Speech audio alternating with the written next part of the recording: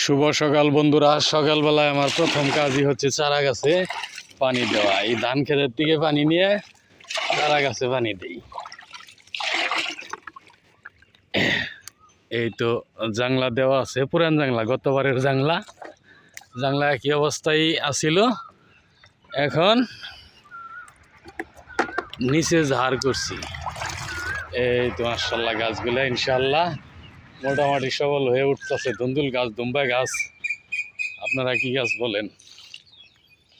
ইনশাআল্লাহ এই জাংলার থেকে গতবার আমি ভালোই ফসল পাইছি, এবারও আশাবাদী। সকালবেলায় প্রথম কাজ চারা গাছে ঘুরে পানি দিয়ে পরে কাজে বের হই। ধন্যবাদ সবাইকে।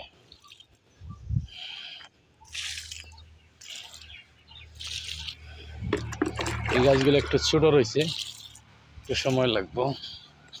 এই গাছে ছোট রয়েছে।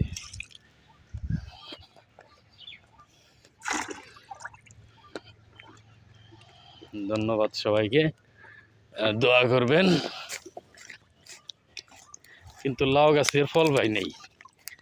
এই যে লাউ গাছ জাংলায় উঠছে, জাংলাটা কিন্তু খালি পুরে, কিন্তু লাউ গাছের ফল পাই নেই।